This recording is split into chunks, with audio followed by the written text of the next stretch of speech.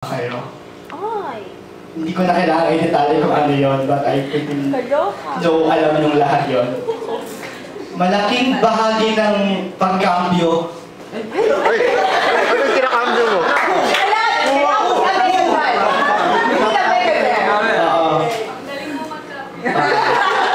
Sana hawak sa dulo ba? Hindi, yung pag-maniobra ko ng buhay ko, nangyari kasama ko kayo. So, sobrang... Cambio ba yan? Cambio ba yan? Sobrang hindi ko yun nakakalimutan and sobrang ipagpapasalamat ko yun sa lahat.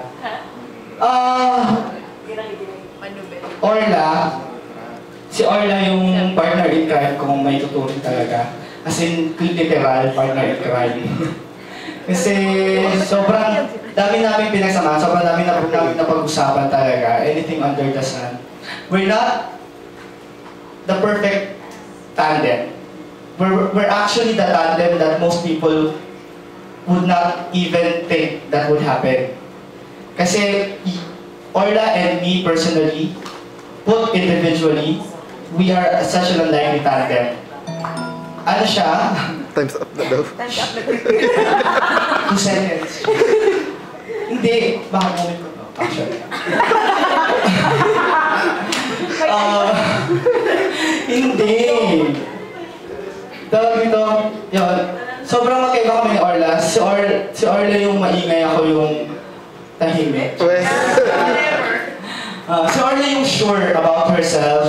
Ako yung alikaga. Ako yung hindi ko alam kung ano gusto kong mangyari.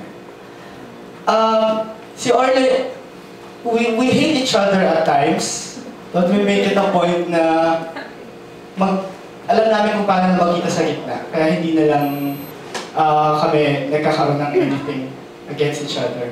But we do recognize that it has not been a perfect relationship, but it was quite... Break na, break.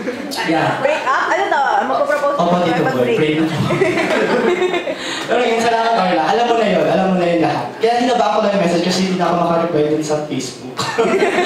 Pero I really appreciate it, Orla. And yun, lahat ng mga nangyayari sa buhay sa akin maganda, merong Facebook message sa Orla. Maya, oh my God. Sorry, sasabihin ko bakit. Si April. Si April na yun. Sobrang tinatreasure ko na mentorer ko siya. In a program called? Kasi mentoration ko. At si Caps ang... Hoy! Hindi ako! Ikaw ang founder. Hoy! Hindi ako! Ikaw ang mens. Bakit ba? Si Jerome kayo? Hindi, ito na lang. This is about April, not you. April. Sobrang tinatreasure ko yun na sobrang lalim din ang pwede namin pag-usapan. Yung mga bagay na hindi pinag-uusapan ng 2 taong taga-PNG, pinag-uusapan ng mga mens, mga almoranas. So, siguro dahil pareho kaming taga-South, medyo pareho yung experiences namin sa buhay. Kaya ganun. And malaki yung pinagbago kasi din ni April from the first time na nakilala ko siya. From the time na takot ako sa kanya, ngayon yung sobrang comfortable ako sa kanya. It takes so much effort from both of us na mag-come up sa ganung type of relationship. Shota na naman ako din. Si Jack! Actually si Jack and si RJ yung tinuturing kong mga mentors ko pagdating sa mga bagay na tungkol sa mundo. Ano mundo? Both technically, sa kamunduhan. Both technically and sa real world, marami silang mga naturo sa akin na first time. A lot of first times in my life. First time kami. A lot of first time in my life nangyari with the two of them. Sila yung aking greatest influencer. Kung bad man yun ang good, mahal. Pero sobrang treasure ko yung moments na yun. Then ang aking ina, si Mamo Kay, hindi ako nagaling sa kanya. And I'm sure hindi talaga. Pero instant din kasi yung pagka-click namin ni Mami Moke, siya talaga kasi dumating maingay na close na, piling close na sa lahat.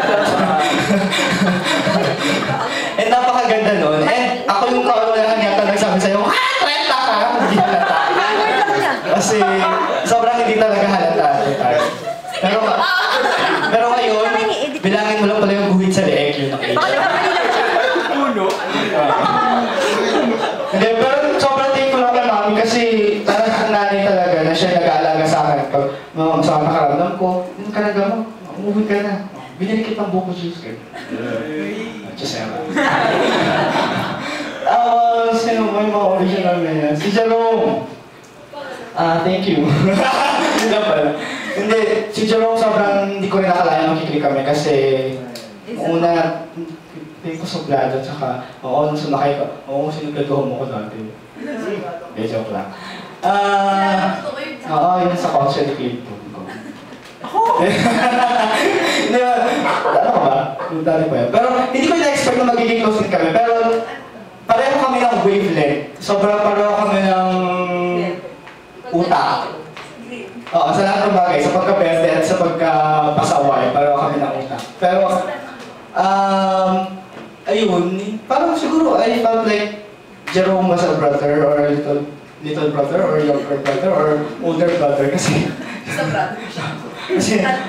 ako taga-remind sa kanya ng mga bagay-bagay.